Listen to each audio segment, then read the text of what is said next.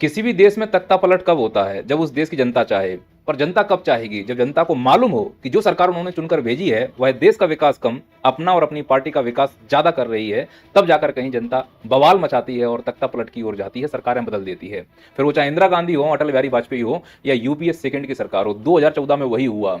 पिछली सरकार की नाकामियों के चलते जनता त्रस्त हो गई थी। भ्रष्टाचार इतना बढ़ गया था कि जनता ने सड़क पर उतरकर आंदोलन कर दिया और एक ऐसे नेतृत्व का चुनाव किया जो निश्चित तौर पर भारत को विकसित भारत बनाकर ही मानेगा, चीन और अमेरिका के समकक्ष जाकर भारत को छोड़ेगा। और वही शुरुआत की थी माननीय प्रधानमंत्री मोदी जी ने। संसद में जिस प्रकार से मत्था टेका था, लग रहा था कि यह देश अब निश्चित तौर पर चीन और अमेरिका के बराबर जाकर ही दम तोड़ेगा। और शुरुआत जिस प्रकार से हुई थी, make in India, digital India, startup India, stand up India, इतना इंडिया इंडिया हम लोगों ने सुन लिया था कि पूरी दुनिया में अब एक ही देश दिख रहा था जो इंडिया के नाम से जाना जा रहा है, यही विश्व गुरु बन गया हो। हमारे प्रधानमंत्री जी ने 18-18 घंटे काम करके सभी का रोल अपने ऊपर ले लिया। वैज्ञानिक वो बन गए, लोको पायलट वो बन गया, रेल का, फलाने का, सबका।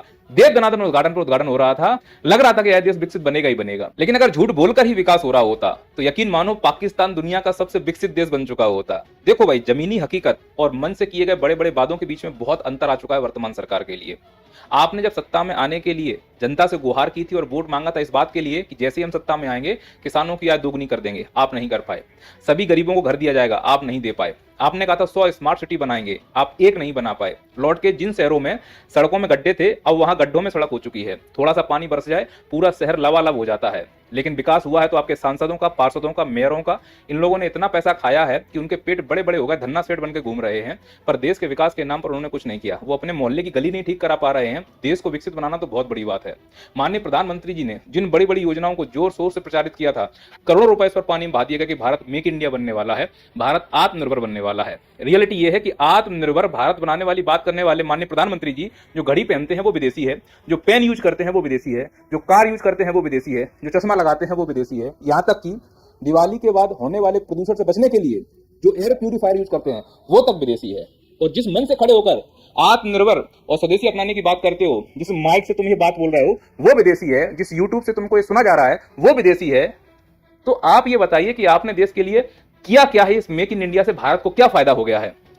भारत केवल एक असेंबलिंग करने वाला देश रह गया है। मैन्युफैक्चरिंग के नाम पर हम कुछ भी मैन्युफैक्चर नहीं कर पा रहे हैं। और ठीक इसी प्रकार से आपने डिजिटल इंडिया का नारा जोरों शोरों से दिया और डिजिटल इंडिया के नाम पे भारत को क्या पकड़ा दिया? वही भीम, यूपीआई, पेटीएम इत्यादि।